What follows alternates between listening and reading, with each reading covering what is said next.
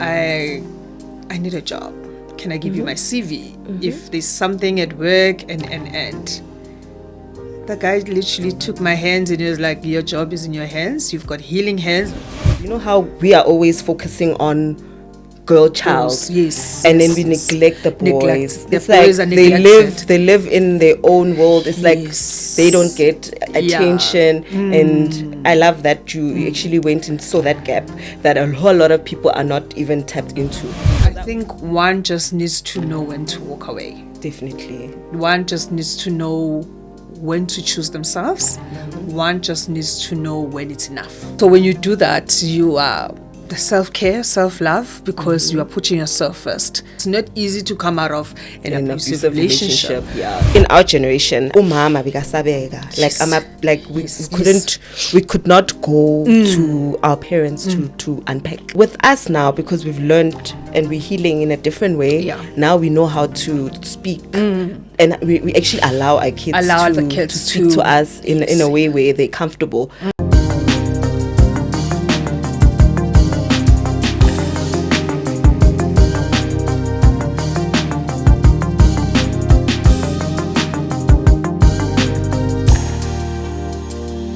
Welcome to another episode of Mind, Flow and Mission with Rhandzu, the noble one with love. So today we've got a very special guest called Keeya Mofokeng, and our episode's name is Healing Out Loud with none other than Miss Keeya. So we're going to delve into the wounds that we go through as women, as people, and we're going to dissect every single thing that we go through together. Keeya, welcome to so Mind, much. Flow and Mission. Yeah. So tell me about your healing journey, especially with you writing this book called Kidibone. First of all, thank you so much for having me here. I'm honored.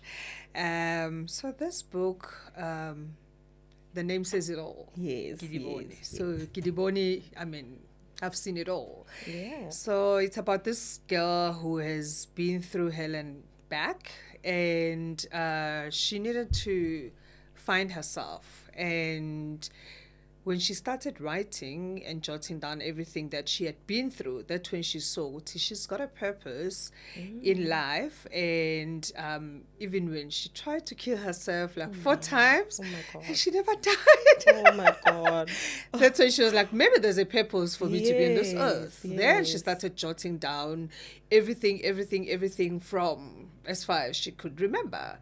Wow. So the book is about healing. It's about forgiving. It's about inspiring, because many a times we hear people telling us, I went through this and this, and we think, just because they've made it, they say such things, and some of the stories we don't believe, and because I also get that a lot. Yeah. Is it true? Everything that you wrote, I didn't fabricate anything. Everything is as it is.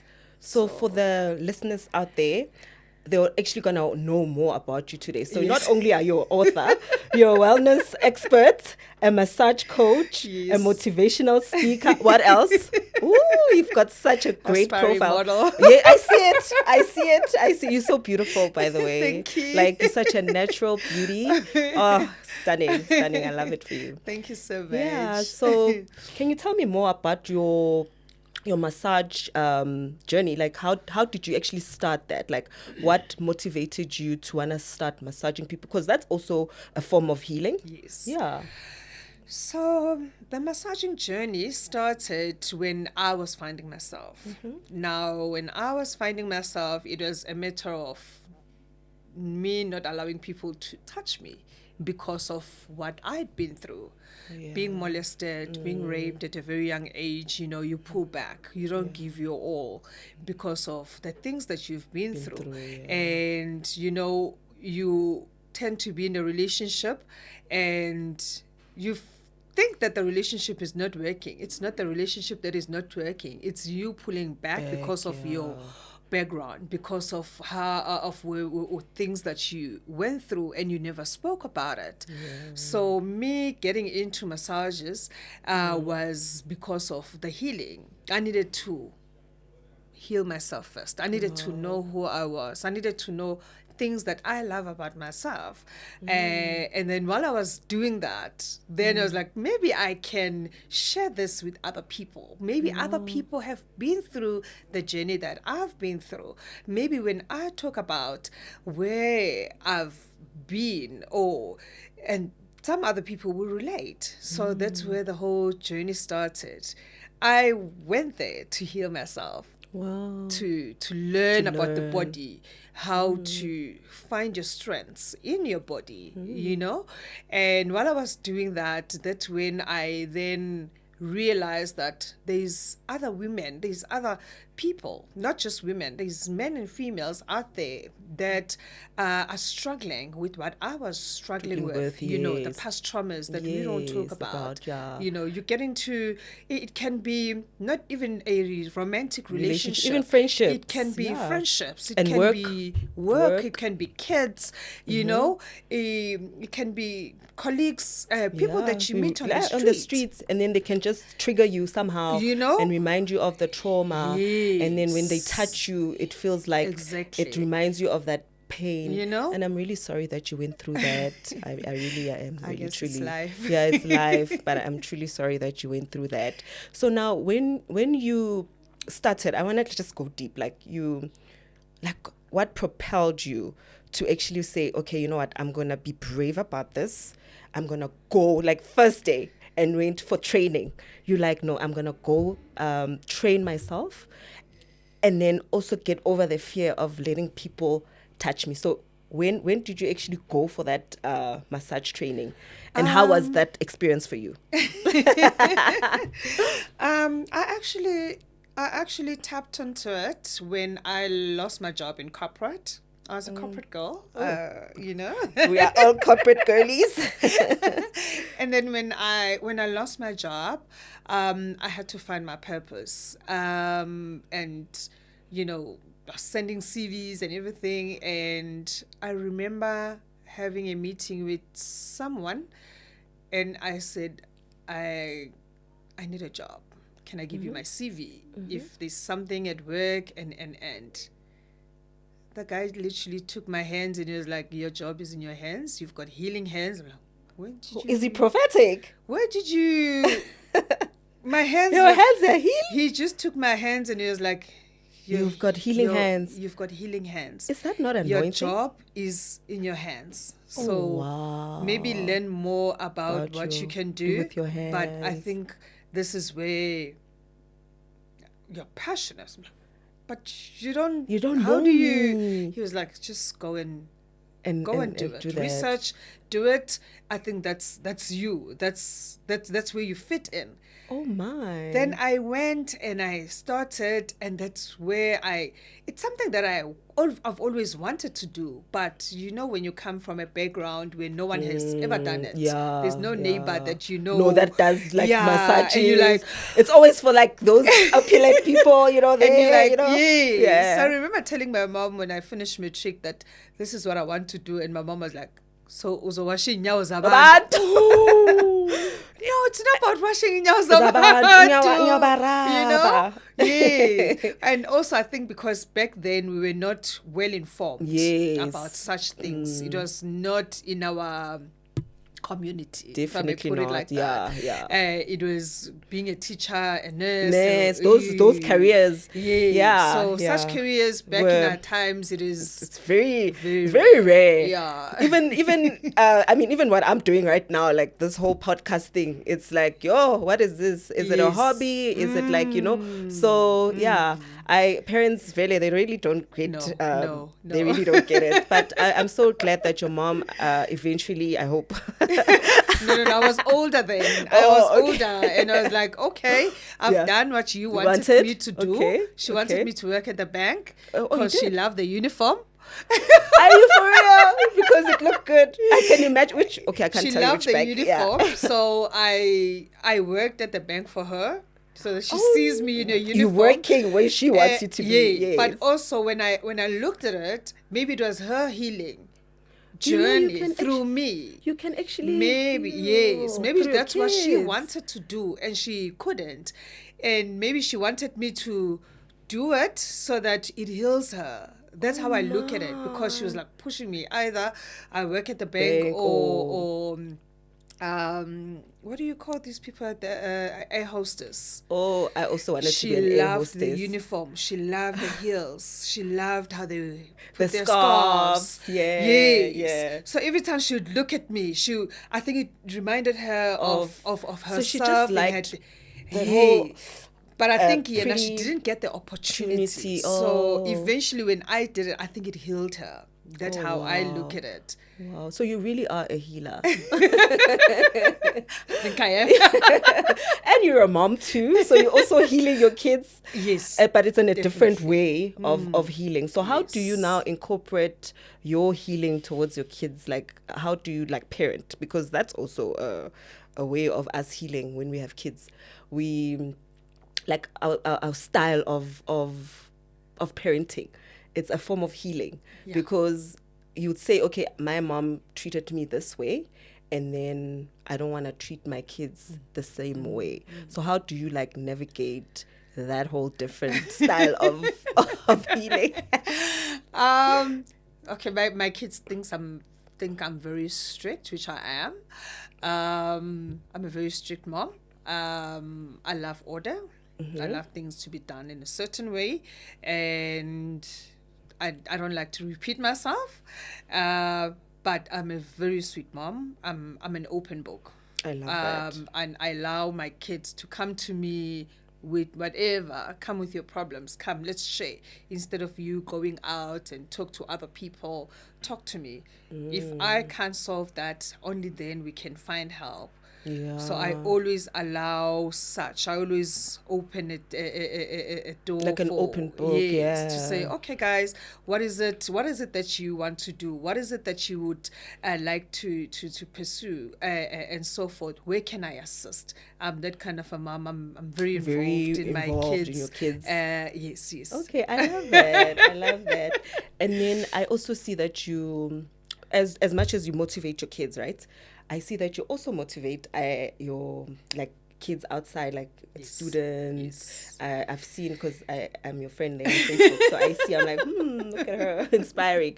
So you motivate young ladies, young gentlemen at schools. So that's also another hat that you wear. So I want to like find out, do you like have do you have mentorship programs that you have, or do you just get invited to speaking engagements and then you get like a topic and then help them out in form of healing, because you're healing them also? Yes. Yeah. So with that one, at first I just found myself in the midst of people, and I was like, okay. And I was put in the deep end, and I was like, okay, we've got this project, which is it's a boy project where we taking care of boys. Oh, I love and that. now taking care of boys is. It's a different. Different aspect of things. It's educational. It's life. It's career. It's because now boys are told not to cry, and that is a horrible thing to teach them. And the statistics shows that people that kills themselves are men, because men are told to be strong from a very young age. Now we come and we say, boys do cry. Boys do talk, because many a times boys don't talk, and they end up taking their lives, which is that is not right. It's not right. It's not right at all. So when we go to various schools. I'm attending another one on the 2nd. So sometimes I'm a speaker, sometimes I'm a program director. If there's no other speakers, I direct. I'm a speaker. You play a role. You're an all-rounder. But you know what, Keeya, I love that, because you know how we are always focusing on girl child, and then we neglect the boys. It's like they live in their own world. It's like they don't get attention, and I love that you actually went and saw that gap that a whole lot of people are not even tapped into. Because I also have a program where I focus on the girls. And then when they also ask you, they're like, they're also kids. They're also what about babies. They'll be like, what about the boys? And then we're like, we will help you out, but because it's not I don't know if it's not a popular thing or you We- don't resonate with we it think as women. that boys, when they are born, they carrying something that girls Don't have, yeah. Whereas the boys are the most fragile people Fragile, ever, yeah. and we don't take that into the account because now we think that females are more fragile. But when you look at it nicely, who is scared of injection more? The boys.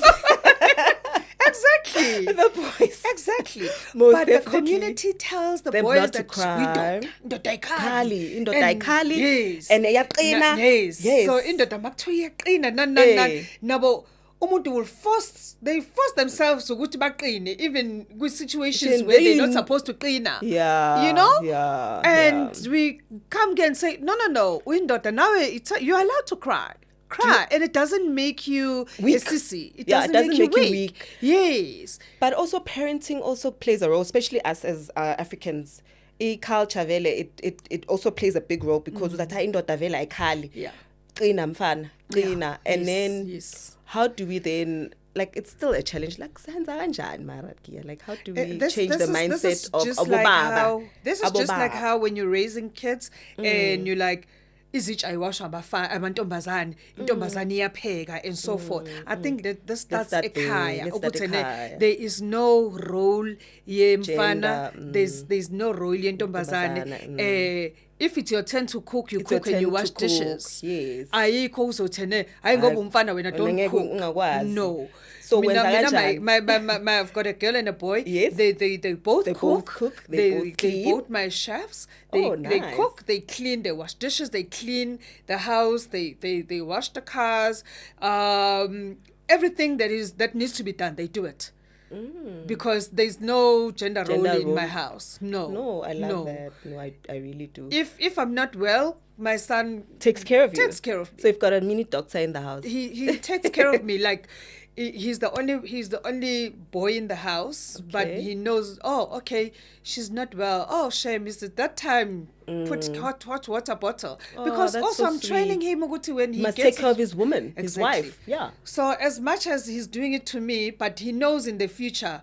When he has a girlfriend, when he has a wife, when it's that time. We love sweet things. We like nice things. Chocolate, that. Yeah. You know? Soft. We are soft. We are very soft. And I think that's the culture that Tina is that we still need to see and without being apologetic. Think about it. Being soft, being taken care of, having your joy is we don't need to be apologetic about it. But we tend to be. You know how we walk around as in Bogoto. No. I think also that kills us. This whole Bogoto. No. We need to change that Let's narrative change that. And be eggs now. Egg yes. bats. We are Bogotos, soft Bogotos. No, soft. It's not Bogoting anymore. No. That whole thing, because now you're expected to be strong in areas that you're not supposed to. Yes. You are allowed to cry. You are allowed to be vulnerable. Yes. You are allowed to just break down. Yeah. And be. Yeah. So I also had an experience where I broke down and had some abusive relationship that made me heal out loud. And I think having a platform like this one also will help heal as time goes on. Also talking about these traumatic experiences, because also in your book I know you speak about abuse also. That is a very touchy subject for me, because I've experienced that type of abuse, because it starts with the mind.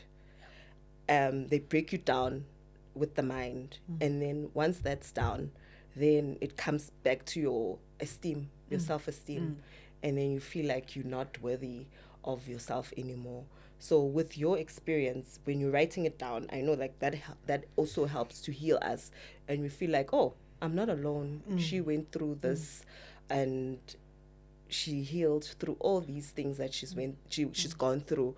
So how was your experience with dealing with that kind of abuse, like in the household? I know it's a touchy.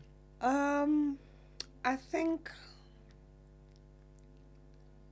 for me, there's no formula. There isn't, hey? There is no formula, because what could work for me won't work for the other person. And of course, there's different types of abuses as well. I think one just needs to know when to walk away. Definitely. One just needs to know when to choose themselves. One just needs to know when it's enough. To say, I'm putting a stop to this. I'm walking away. Enough is enough. Enough is enough. I'm walking away. So when you do that, you are the self-care, self-love, because you are putting yourself first. I think putting oneself is a way of dealing with the situation, and then coming out of it then becomes easier, because it's not easy to come out of an abusive relationship. But for one to come out of it, you just need to find yourself, who you are. What is it that you love about yourself? How much do you value yourself? How worthy are you? So when you identify all these things about yourself, so this is about a personal choice. This is about Keeya. This is about Rhandzu. It's about a personal choice. Because when you eventually walk away, you have dealt with all these things. You have asked all these questions that to you say, asked. why am I here? Why am I...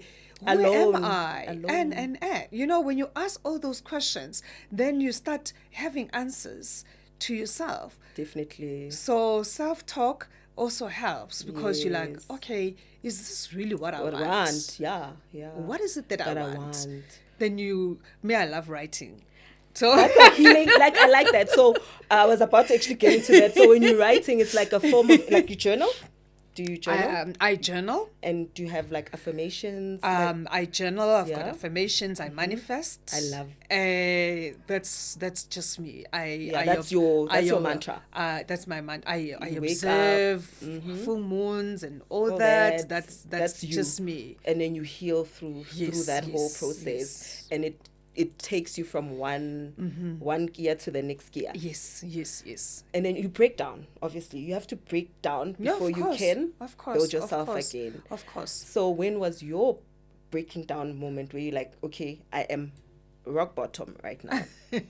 I have to pick myself up. When did you identify, like, okay, today is the day.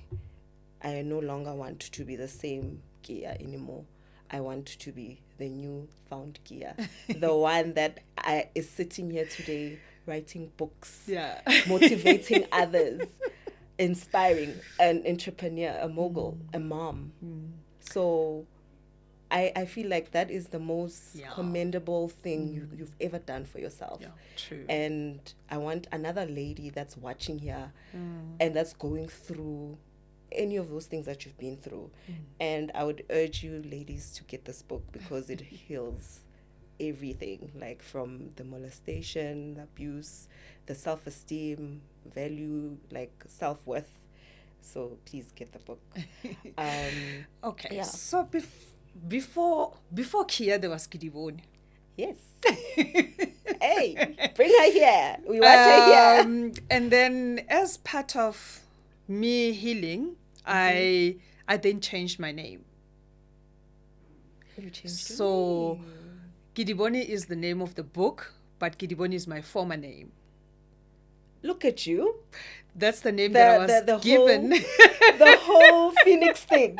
Yes. So the name Kidibone is my former name. Your former name that was given by my mom. Okay. And then when I came to Gauteng, I got to realize what it actually means. Ngizibonile zonke. Ngizibonile zonke ngazibona. Yes. And then, but when I came here, already I had had my fair share of being, depressed, major depression, which landed me in hospital. And my psychiatrist was like, write everything that you are telling me. And I was like, so how is writing going to help me? Just give me medication to make me make everything go away. Yeah. And he was like, no, that's not how it's done. You have to unpack it. You unpack each and everything. How you this 101 talking, I want you to write it. So every session you wrote it down. So I was in hospital for like the longest time Oh, wow. because it was a lot. It was a lot. So was it like a wellness center? It was a psychiatric hospital. Oh, okay. No, That's when I good for started you to go unpacking from all the childhood the trauma. It starts from Yes, and I found a safe space to actually share everything that I'd been through, because there are things that happened that even my mom didn't know of, because we didn't have that connection. You know, she was there, but she was not there. You know, older moms, we didn't have that platform of just sitting and saying, when my yazi phela, there's this and this. So that's where it all started. Then I started, you know, writing down, journaling everything, and then I came to Gauteng to work, and then I realized, oh, this name means this, and and then as time goes by, I'm writing, I'm like, let me change my name. So I changed the name, but it's a beautiful name. And then, but I still wanted the name to matter. To mean something. Yes. So I was like, okay, this name will still come back as a form of a book, because just the name itself, it's the whole book. It's the whole Kidibone. book. Kidibone. I've seen it all. And indeed you have. Mostly bad things. Yeah. And it's not good. Mostly bad things. I've seen it all, but I'm one person who dances in the rain. Oh, say that again, please, for someone at the back. Can you say that again? Because, wow. I think someone who dances in the rain. Yeah. I'm still dancing in the rain. But you always see me smiling, because I believe that in everything that happens in our lives, there is a light somewhere. Definitely. And I think most of the time we look at the negative things that are happening in our lives instead of focusing the silver lining of it. Instead of focusing on the good things that are happening. There's a lot of good things, for the fact that we are alive, for the fact that we are able to give our kids what we couldn't, for the fact that the kids are exposed to a different life that we never had. You know? Yeah. So those are all things that we need to be grateful for. So I'm so grateful for a whole lot of things. And when you are grateful, people think that you have everything. And they won't even borrow your money because they think, that part. You're the rich aunt, and you're I also need, the rich aunt also needs help. So I think the society has got this thing, Guti, when we are going through something, you need to show. You need to pray. Yes, we break, but in our corner. We pray. You break in your corner, pray, meditate, because sometimes words don't come out in your heart. In your heart. So when the words don't come out, just take something, put it out and meditate. And meditate for a few. It works wonders. Yes. When you're listening to someone talking and, reciting everything, it just heals. It heals you. Just sit in the corner, and I just sit in the corner. I put my candle there, and maybe an incense, those nice incense. Yes, that smells. That soothes you. That soothes, yes. And then I just sit there. In your moment. In my moment. I've got my corner, and my kids know that when I'm in my corner, don't disturb. Yeah. Because I think as in our generation, I feel like we never had that. Mama bikasabeka. We could not go to our parents to unpack. And ukusaba. So with us now, because we've learned and we're healing in a different way, now we know how to speak, and we actually allow our kids to speak to us in a way where they're comfortable. And then, we had to teach our parents how to parent. I had to teach my mom how to parent. Same here. I had to. It was different. I'm like, Mom, it was hard. I don't want to lie, because they were strict. Like, a no is a no. It curfew. Yeah. We're raised in the church. The way strict. You don't come out of the house. Yeah. Straight. That. Yeah. Everything must just be orderly. Yes, I appreciate that, but there's certain things that we needed to teach them to just understand us as humans, as much as they're parents, they're guardians for us. that we're given by uNkulunkulu to guide us into the people that we're going to be. It doesn't mean they own us. We are our own human beings. And then it just had to escalate into a different kind of a life when you had to teach. That was the hardest thing, to teach my mom how to parent. I know. I did that as well. I'm like, we had to sit her down. Yeah. And we like, Mom, this is how we do things. This is how. I said, need to know. But, Mamela, how do we meet halfway? I'm still teaching her even now. Wow. Like, we all teach each other. Yeah. Like, okay, how do you not touch icons? Yeah. Touch icons. It's just like how the 2Ks now, we ask them to teach us about technology. And then they're like, hey, lo mama. Yeah, badinega. I think we are kuleo generation now. We need each other. Now they are teaching us something interesting as us, because when they are born into technology, we were not born into technology. Definitely not. And I think when you look back again, our parents, now they were not taught into things that we wanted. And we needed now to meet them halfway to say, okay, for us to be civil, let's do it this way. Because even now, when I'm looking at Ama 2Ks, they are a different generation. Definitely different. We go to them and say, Image konje, how do I navigate this? And then badinega like, hey bo, oh yes, kanjani lento. And like, hey, angiyazi, because in our times we didn't have. So you just need to be. I tell my kids, because they get irritated when I'm like, guys, and they're like, hey bo. I'm like, but guys, I don't know these things. So you even guys the language. Ooh. Yes, you're gonna have to teach me step by step, just like how I taught you how to walk. You're gonna. I love it. Yes, you're gonna have to hold my hand and make sure I know this. Because now it's a give and take. It's a give and take. Always. And nabo, as much as abazi yonke, but khona into abazaziyo that they share with us things that we were not aware of. Nabo, they need to. I tell them, you listen as much as you want me to listen to you. Must also listen to me. Because when you are telling me something and you want me to listen attentively, you do the same. So I think Nati, as parents, how we play our role is how Nabo they also give it back to us.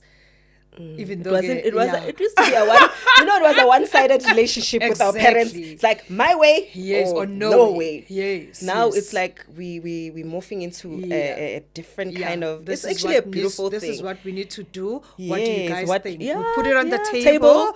And then we move from that whole thing.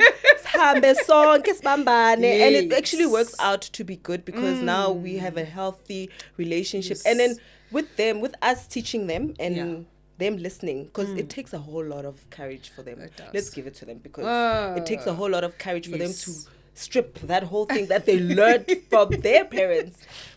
Oh mama, magati. Yeah. It's fine now. Yeah. And then now they get to think, because you're like rewiring your mindset altogether. Yeah. And that's another topic that needs us to unpack another day.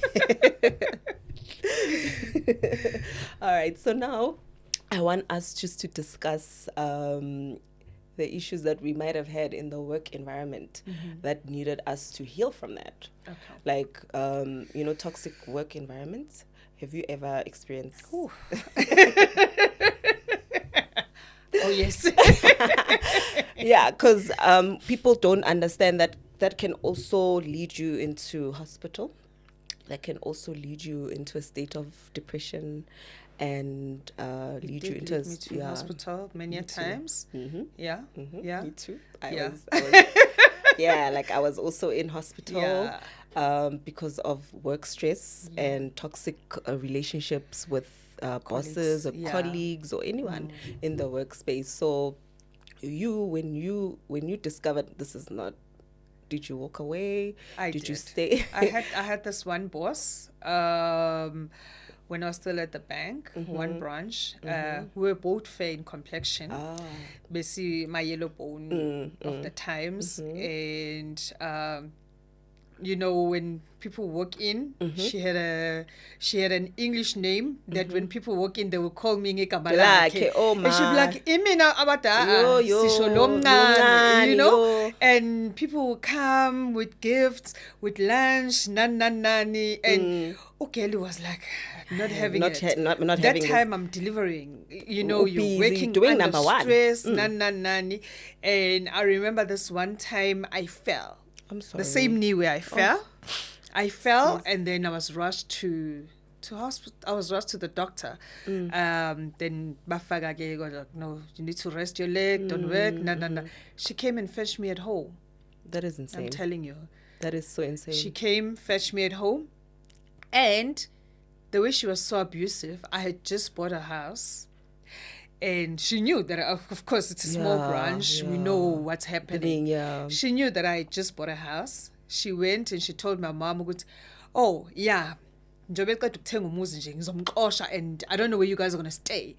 That and is then so my mom, cruel. sugar, BP, so cruel. and I'm like, now okay. we are stressed, man. I ended up going to work and faka my pajama. I kid you not. I went, ngafaka my pajama, limping with a bandage, ngafike ngasebenza, and I was like, okay, can you take me home because I didn't have a car? Can you please take me home? And she was like, oh, you'll find how you get home. And it was a walking distance. There were no Ubers at the time. Yeah, and I had to ask one of the clients, can you please take me home? That is not right. I was in my pajamas. I just took a dress and I threw it over. I was like, okay, I'm just going to do this and come back. Okay, Picon. But why do we do so that I as ended women? I ended up changing branches. And unfortunately, I always reported to females. Why are we? But like, I also have that problem. Like, women bosses, I'm sorry. Oh, why are we always so hard on each other like that? Like, we understand each other, but then knowing very well what you're going small through. Things. Yeah. Small things. Oh, why are you wearing a better shoe than mine? Yeah. Oh, you've got this hair. Yeah. Oh, you're pretty. Oh, you Oh, you are pretty and you're smart. Are you doing well at work? And guys are just coming to you. Oh, what's wrong with you? No. Oh, why kunconywa yena kuphela? But do you know, Guti, you can never steal anyone's light. Don't people understand that? I think people should start learning. People are born with their own light. Aura. Yes. And I have this aura where I walked in, people ask, I just who is that? My aura, it just illuminates. It introduces me. Before you even speak. It introduces me everywhere I go. That I love. Everywhere I go. Yes. Yeah. Who is this lady? Who's this girl? That's just me. That's who you are. Now, people don't understand some of the things you are born with it. Yeah, and they can't take it no matter what. They can't take it away from you. Even if they break it, try to break it, will never. It's just you. That's you. That's Instead, they are just planting. When you keep on, they're making you bigger and better. Yo, just imagine. Work environments can, and now I've found myself, because now I run my own a company. I tend to be more lenient, and I treat people that I work with the way you want to be treated and love. But also when I do that, I find myself people taking advantage. When you do that, you know, you would treat umuntu kahle, and then they start to slack off. Yes, and take advantage of your kindness. And they take advantage of that to go to, vele usweetie, nani, and when you. I remember we had, we just do team building sessions. Let's go hiking. I love hiking. Let's go hiking. While we're hiking, we talk, just talk about anything. And maybe we're done with that. Let's go have breakfast. That's me. Because I don't want to be bubesi. I'm working with people. You can't. With people. Hey, I don't have empathy. And then no, I'm and not then they like run away. Now you find people who, okay, now they're taking advantage of the sweetness. That's so now you don't know. We don't really like know how do you what meet to do. in the middle. I also struggle with that, and then I had to learn that. Listen, you have to be firm. Hey, yeah, you need to have a firm hand. but also be empathetic at the same time. So when we're leading with empathy, Everything follows. Everything gets into alignment. And I just want us to maybe just wrap up with a word of encouragement for the ladies or gent or anyone. Can I ask a question? Yeah. Like listening to your story, if you can. Yeah. Please. No, it's fine. Sorry. No, it's okay. I don't want to overtake. If you can just maybe allow, like, what fulfills you right at this moment? Like, you've gone through this journey. You wrote a book. You were doing work with kids. You were a parent, but for you now, what makes you content? What fulfills you? Okay. So what fulfills me is helping someone who cannot pay me back. Oh, yes. For me, that's That a fulfillment. is amazing. Paying it forward. So I always find a way of paying it forward. forward. Because I'm where I am because Someone paid it forward for me. you. So I always, wherever I go, try to pay it forward. So for me, when I help, I don't help to get something get in something return. back. No, I help because I help with a With a genuine, genuine heart. heart. And when I help, I don't help with someone one day they need to pay me back. No. Or have it at the back of, when I Yeah. kumbula Ubone that njena day, nje him. No. That is so wrong. No. That is not a cheerful So giver. that fulfills me to see someone shining because of You went, you gave yes, your but heart. also I don't want a spotlight with Oh. umbona nje njobe lapha ime. No. Yimi, Yeah, nah. I'm just under carpet and you just like, yeah. you nod, you give them a nice nod, you're like, yeah. So for me, You that are a is proud very mom. fulfilling.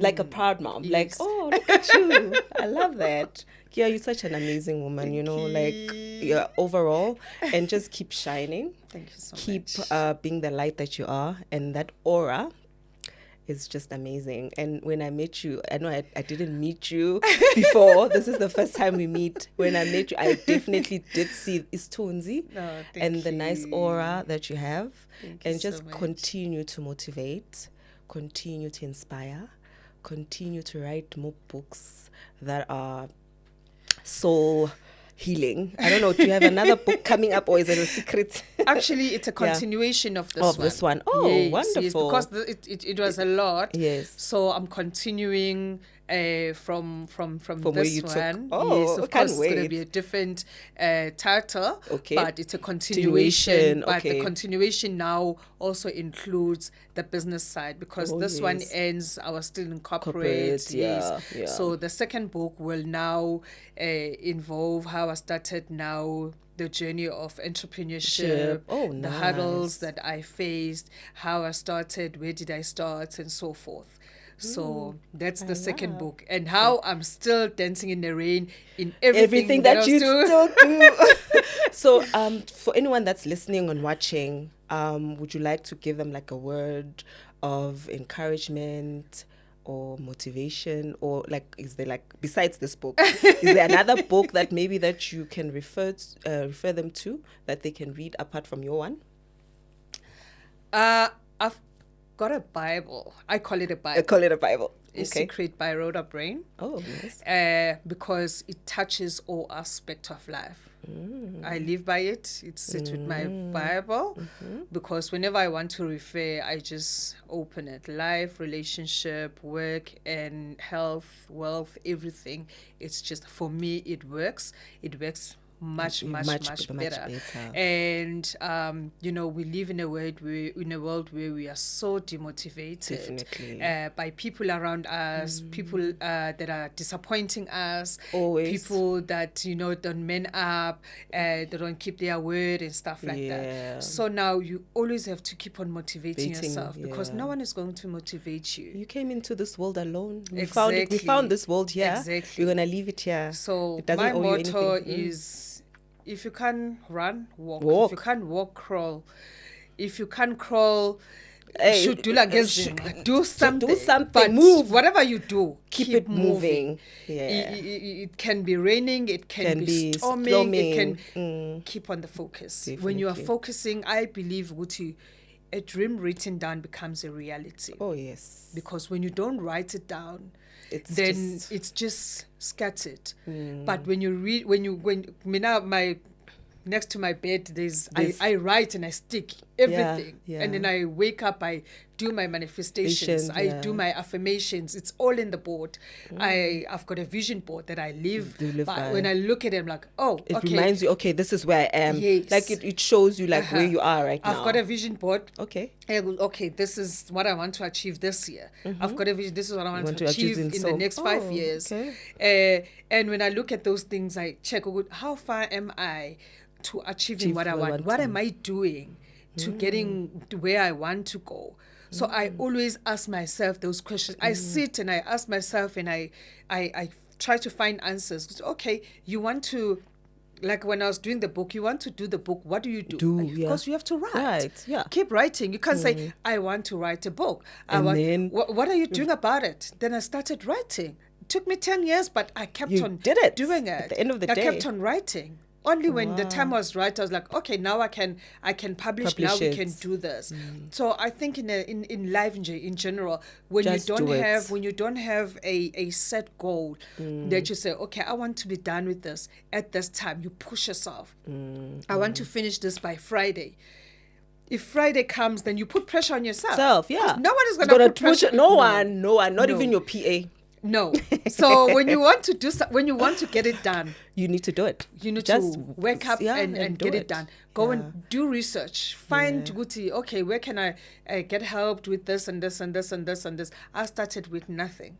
And now look at you. I've never gotten any funding, but I just had this dream. Guti, this is what I want to do. This is what I want to do. And my goal was to create other Kidibones. To say, okay, you've done this, but what have you created? So what's the point? Create you as well, because there's no point of you shining alone. And then everyone else is just, what's the point? Then create yourself. Yeah. So how do you do that? You multiply. Yes, you multiply. Yeah. And then when you want to start, you start with what you have. A 2-choir exercise book. By I had 3 full 2-choir exercise books. I was like, "Haibo." And then my friend was like, "But you guys like, no, I'm not ready for the world to hear what I went through."